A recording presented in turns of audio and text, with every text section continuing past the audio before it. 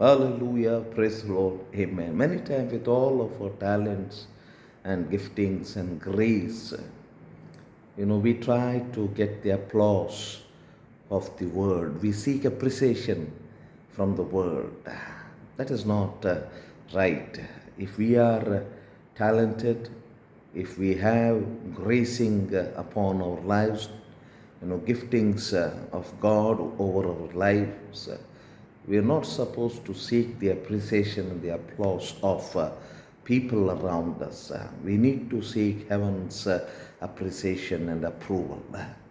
ಅನೇಕ ಸಾರಿ ನಮ್ಮ ಬಳಿಯಲ್ಲಿ ತಲಾಂತುಗಳಿರ್ತದೆ, ನಮ್ಮ ಬಳಿಯಲ್ಲಿ ದೇವರು ನಮ್ಮ ಮೇಲೆ ಕೃಪೆಗಳನ್ನು ಕೊಟ್ಟಿದ್ದಾನೆ, ವರಗಳನ್ನು ಕೊಟ್ಟಿದ್ದಾನೆ.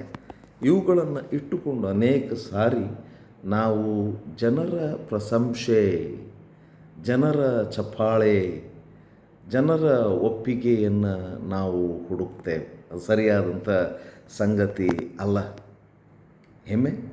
God has to be the audience of one. Hallelujah. Amen. ಕೇವಲ ನಮಗೆ ಒಬ್ಬನೇ ಒಬ್ಬ ವೀಕ್ಷಕ, ಆತನು ಯಾರು ಅಂತ ಹೇಳಿದರೆ ಆತನ ಕರ್ತನು ಮಾತ್ರ ಆಗಿರಬೇಕು.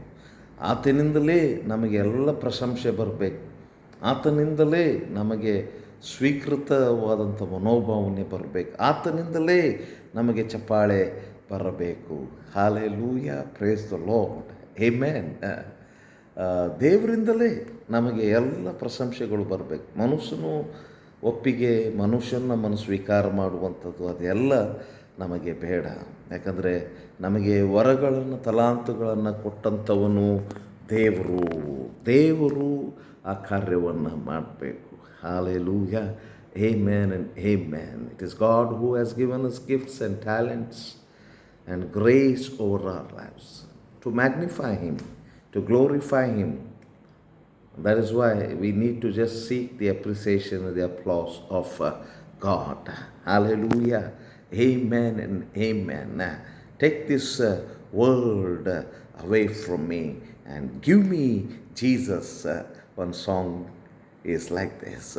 ಈ ರೀತಿಯಾಗಿ ಒಂದು ಹಾಡಿದೆ, ಲೋಕವನ್ನು ನನ್ನಿಂದ ತೆಗೆದುಕೊಂಡು ಬಿಡ್ರಿ, ಅಂದರೆ ಯೇಸುವನ್ನು ನನಗೆ ಕೊಡ್ರಿ ಎಂಬುದಾಗಿ. Let Jesus be our everything. Hallelujah. Amen and amen.